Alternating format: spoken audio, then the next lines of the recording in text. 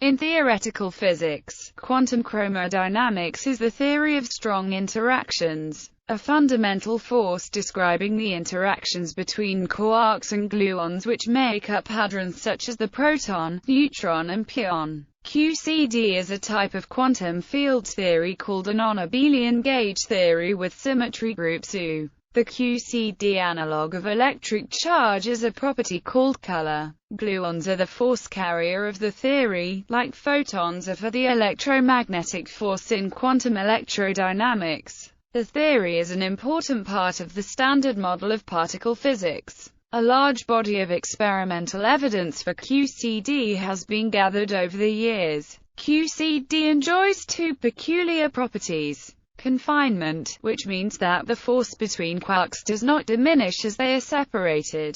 Because of this, when you do separate a quark from other quarks, the energy in the gluon field is enough to create another quark pair. They are thus forever bound into hadrons such as the proton and the neutron, or the pion and kaon. Although analytically unproven, confinement is widely believed to be true because it explains the consistent failure of free quark searches, and it is easy to demonstrate in lattice QCD. Asymptotic freedom, which means that in very high-energy reactions, quarks and gluons interact very weakly, creating a quark-gluon plasma. This prediction of QCD was first discovered in the early 1970s by David Politzer, Frank Wilczek and David Gross. For this work they were awarded the 2004 Nobel Prize in Physics. The phase transition temperature between these two properties has been measured by the ALICE experiment to be well above 160 MeV. Below this temperature, confinement is dominant, while above it, asymptotic freedom becomes dominant.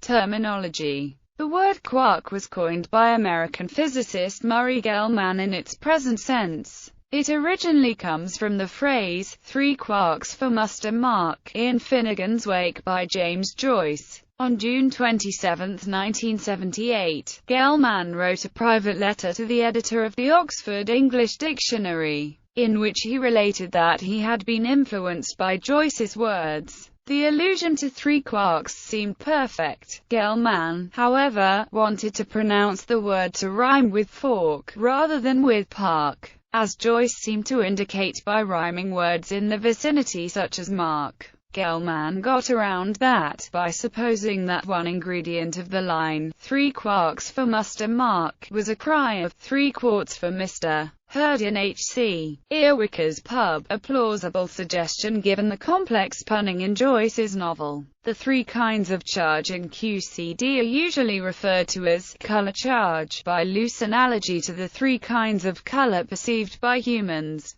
Other than this nomenclature, the quantum parameter, color, is completely unrelated to the everyday, familiar phenomenon of color. Since the theory of electric charge is dubbed electrodynamics, the Greek word chroma, chi-rho omega mu alpha, is applied to the theory of color charge. Chromodynamics. History. With the invention of bubble chambers and spark chambers in the 1950s, experimental particle physics discovered a large and ever-growing number of particles called hadrons. It seemed that such a large number of particles could not all be fundamental. First, the particles were classified by charge and isospin by Eugene Wiener and Werner Heisenberg, then, in 1953, according to strangeness by Murray Gell-Mann and Kazuhiko Nishijima. To gain greater insight, the hadrons were sorted into groups having similar properties and masses using the Eightfold way, invented in 1961 by Gell-Mann and Yuval Neeman. Gell-Mann and George Zweig, correcting an earlier approach of Shoichi Sakata, went on to propose in 1963 that the structure of the groups could be explained by the existence of 3 flavors of smaller particles inside the hadrons, the quarks. Perhaps the first remark that quarks should possess an additional quantum number was made as a short footnote in the preprint of Boris Struminsky in connection with omega-hyperon composed of 3 strange quarks with parallel spins. 3 identical quarks cannot form an antisymmetric S-state. In order to realize an antisymmetric orbital S state, it is necessary for the quark to have an additional quantum number, B. V. Struminsky, magnetic moments of baryons in the quark model, JINR preprint P1939, Dubner, submitted on January 7, 1965. Boris Struminsky was a PhD student of Nikolai Bogolubov. The problem considered in this preprint was suggested by Nikolai Bogolubov, who advised Boris Struminsky in this research. In the beginning of 1965, Nikolai Bogolubov, Boris Struminsky and Albert Tavkhalidze wrote a preprint with a more detailed discussion of the additional quark quantum degree of freedom. This work was also presented by Albert Tavkhalidze without obtaining consent of his collaborators for doing so at an international conference in Trieste. In May 1965, a similar mysterious situation was with the delta++ baryon. In the quark model, it is composed of 3 up quarks with parallel spins. In 1965, Mu Young-han with Yoichiro Nambu and Oscar W. Greenberg independently resolved the problem by proposing that quarks possess an additional Su-gauge degree of freedom, later called color charge. Han and Nambu noted that quarks might interact via an octet of vector-gauge bosons, the gluons. Since free quark searchers consistently failed to turn up any evidence for the new particles, and because an elementary particle back then was defined as a particle which could be separated and isolated, Gell-Mann often said that quarks were merely convenient mathematical constructs, not real particles. The meaning of this statement was usually clear in context. He meant quarks are confined, but he also was implying that the strong interactions could probably not be fully described by quantum field theory. Richard Feynman argued that high-energy experiments showed quarks are real particles. He called them partons. By particles, Feynman meant objects which travel along paths, elementary particles in a field theory. The difference between Feynman's and Gell-Mann's approaches reflected a deep split in the theoretical physics community. Feynman thought the quarks have a distribution of position or momentum, like any other particle, and he believed that the diffusion of parton momentum explained diffractive scattering. Although Gell-Mann believed that certain quark charges could be localized,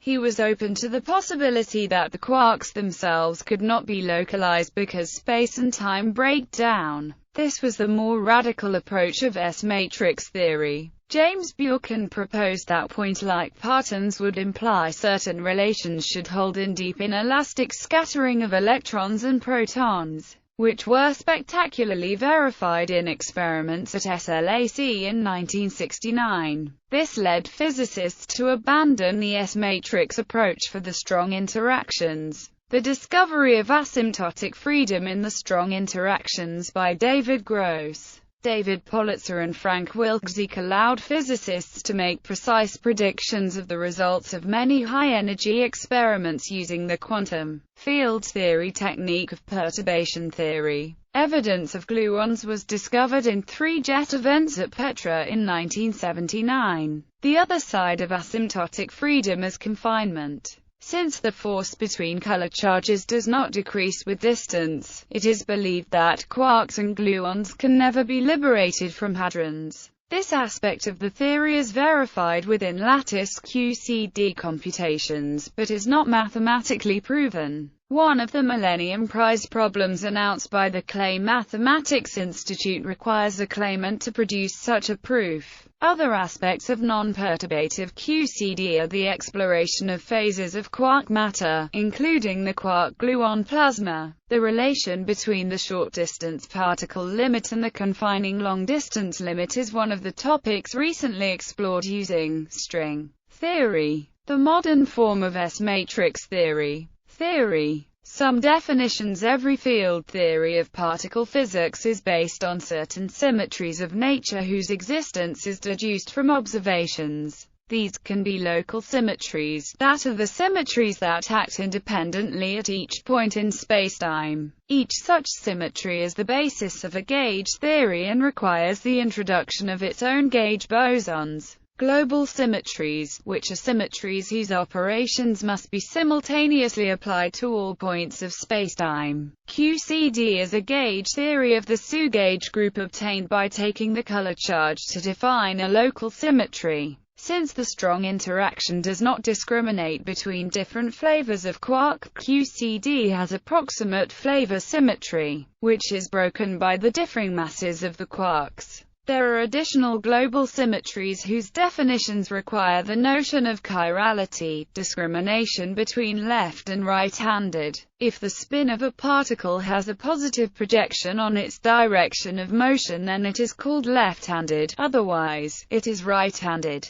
Chirality and handedness are not the same, but become approximately equivalent at high energies. Chiral symmetries involve independent transformations of these two types of particle. Vector symmetries mean the same transformation is applied on the two chiralities. Axial symmetries are those in which one transformation is applied on left-handed particles and the inverse on the right-handed particles. Additional remarks. Duality as mentioned. Asymptotic freedom means that at large energy, this corresponds also to short distances, there is practically no interaction between the particles. This is in contrast, more precisely one would say dual, to what one is used to, since usually one connects the absence of interactions with large distances. However, as already mentioned in the original paper of Franz Wegener, a solid-state theorist who introduced 1971 simple gauge invariant lattice models, the high-temperature behavior of the original model, e.g., the strong decay of correlations at large distances, corresponds to the low-temperature behavior of the dual model, namely the asymptotic decay of non-trivial correlations, e.g., short-range deviations from almost perfect arrangements, for short distances. Here, in contrast to Wegener, we have only the dual model, which is that one described in this article. Symmetry groups. The color group SU corresponds to the local symmetry whose gauging gives rise to QCD. The electric charge labels a representation of the local symmetry group U, which is gauged to give QED. This is an abelian group.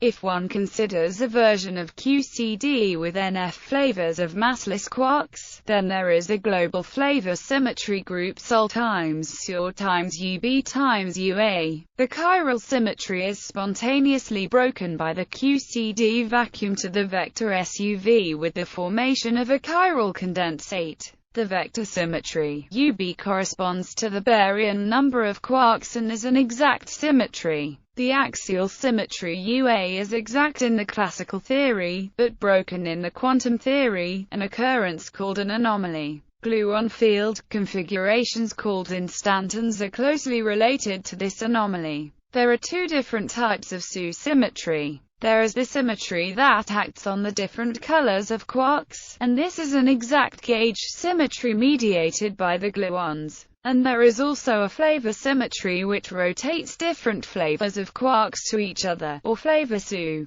Flavor SU is an approximate symmetry of the vacuum of QCD, and is not a fundamental symmetry at all. It is an accidental consequence of the small mass of the three lightest quarks. In the QCD vacuum there are vacuum condensates of all the quarks whose mass is less than the QCD scale. This includes the up and down quarks, and to a lesser extent the strange quark, but not any of the others. The vacuum is symmetric under SU isospin rotations of up and down, and to a lesser extent under rotations of up, down and strange, or full flavor group SU, and the observed particles make isospin and SU multiplets. The approximate flavor symmetries do have associated gauge bosons, observed particles like the ρ and the omega, but these particles are nothing like the gluons and they are not massless. They are emergent gauge bosons in an approximate string description of QCD. Lagrangian. The dynamics of the quarks and gluons are controlled by the quantum chromodynamics Lagrangian. The gauge invariant QCD Lagrangian is where is the quark field, a dynamical function of spacetime. In the fundamental representation of the SU gauge group, indexed by the gluon fields, also dynamical functions of spacetime.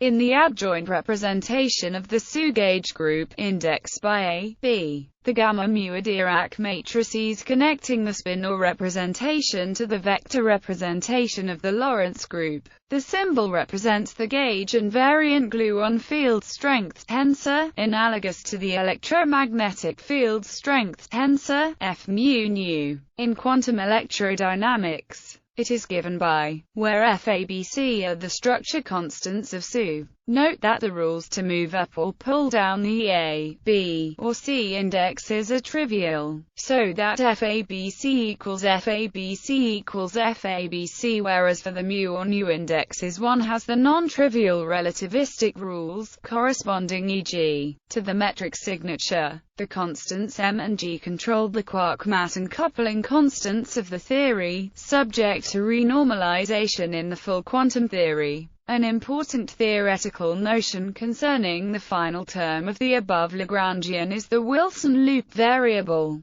This loop variable plays a most important role in discretized forms of the QCD, and more generally, it distinguishes confined and deconfined states of a gauge theory. It was introduced by the Nobel Prize winner Kenneth G. Wilson and is treated in a separate article. Fields. Quarks are massive spin 1/2 fermions which carry a colored charge whose gauging is the content of QCD. Quarks are represented by Dirac fields in the fundamental representation 3 of the gauge group SU. They also carry electric charge and participate in weak interactions as part of weak isospin doublets. They carry global quantum numbers including the baryon number, which is 1/3 for each quark, hypercharge and one of the flavor quantum numbers. Gluons are spin 1 bosons which also carry color charges, since they lie in the adjoint representation 8 of SU. They have no electric charge, do not participate in the weak interactions, and have no flavor.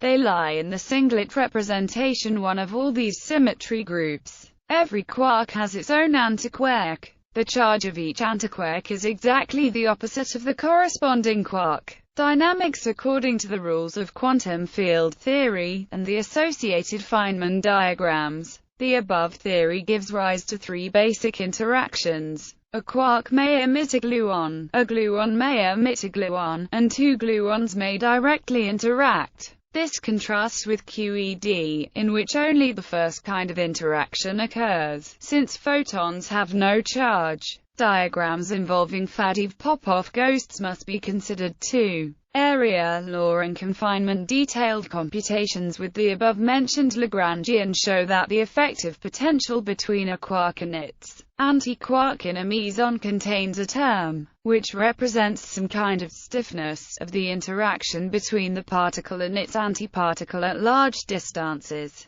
similar to the entropic elasticity of a rubber band. This leads to confinement of the quarks to the interior of hadrons, i.e., mesons and nucleons, with typical radii Rc corresponding to former bag models of the hadrons. The order of magnitude of the bag radius is 1 fm. Moreover, the above-mentioned stiffness is quantitatively related to the so-called area law behavior of the expectation value of the Wilson loop product Pw of the ordered coupling constants around a closed loop W, i.e., is proportional to the area enclosed by the loop. For this behavior, the non-abelian behavior of the gauge group is essential.